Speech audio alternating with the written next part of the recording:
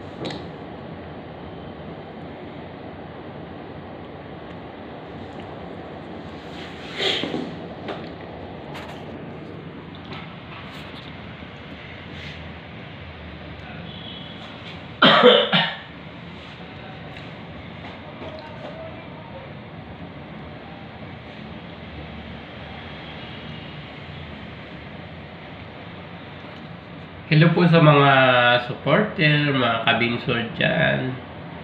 Supportahan po natin siya hanggang Grand Final. Sana po makaraabot siya ng Grand Final. Dahil unang salang po niya ngayon, January 17, nakita ko yung hinanap ko talaga sa Facebook page ko yung perform niya. Nakita ko na siya. Pasok siya sa unang salang niya, sa huling tapatan. So bali, ang next niyang salang sa huling tapatan ay makikita muli natin siya sa Saturday 20 yun, 2 p.m. kasi 2 p.m. siya kanina nag-perform.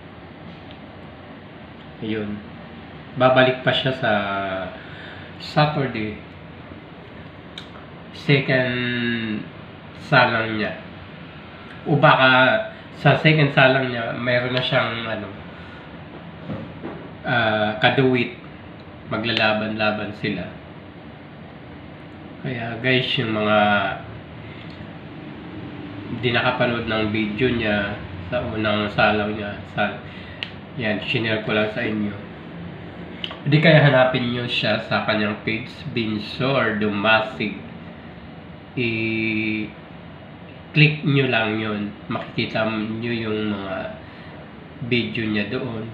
Kasi vlogger na rin siya eh. Monetize na siya. Puntahan nyo lang yung kanyang page para mapanood nyo siya. Sana po supportahan natin ang ating pambato na si Binsor Dumasig, nag-iisang Binsor. Sana po siyang tanghalin ng grand winner sa tawag ng tanghalan. Actually, ang gagaling mga kalaban niya. Sobra. Lahat sila naman magagaling.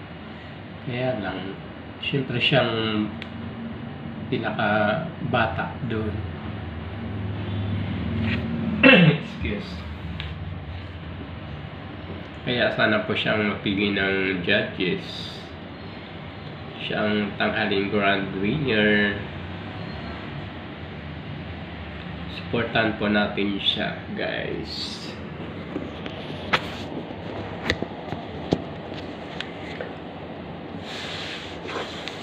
May mga nag-comment dito na sabi, nabasa ko lang pero di ko rin-replyan. Sabi, at lalong-lalo na dyan guys, sa mga nasa ibang bansa na sumusuporta kay Binsor Dumasig, shoutout po guys sa inyo. Ingat-ingat po kayo dyan sa sa work nyo, sa labas ng ating bansa. Ingat-ingat po kayo, ma'am, sir.